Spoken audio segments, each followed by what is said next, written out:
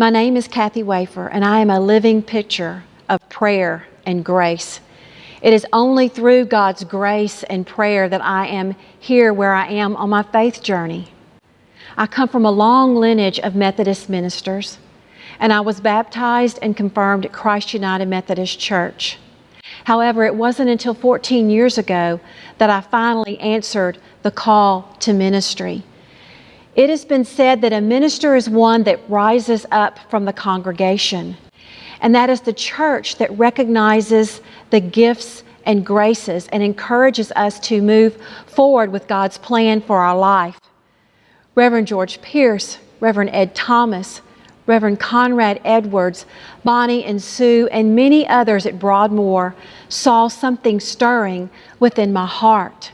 I remember my first opportunity to preach at Broadmoor was at one of our contemporary worship services. And Reverend George Pierce did not know any of the words to the songs, so he came to support me and he just whistled through all of them rather loudly.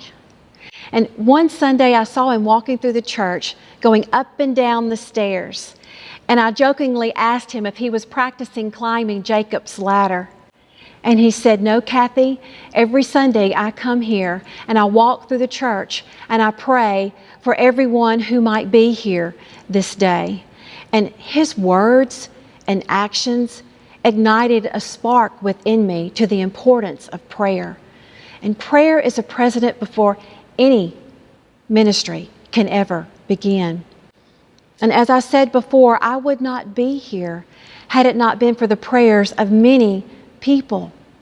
And I'm so thankful to Betsy and Rob and many others who helped Centenary partner with Garrett so that I could attend seminary. At that time of my life, I was taking care of my mom who had Alzheimer's and two young school-aged daughters. I could not leave home to attend seminary full time.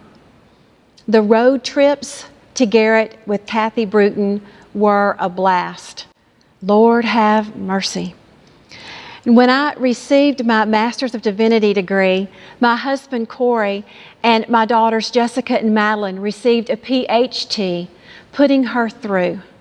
And I'm so thankful to them for their love, support, patience, and forgiveness.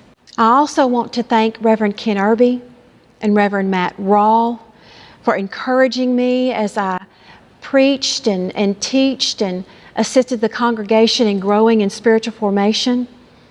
I believe we learned many life lessons together. And I want to close with this word to everyone listening and those whose hearts may be stirred to answer the call to ministry. Pray and listen. What seems so impossible to you is so possible with God.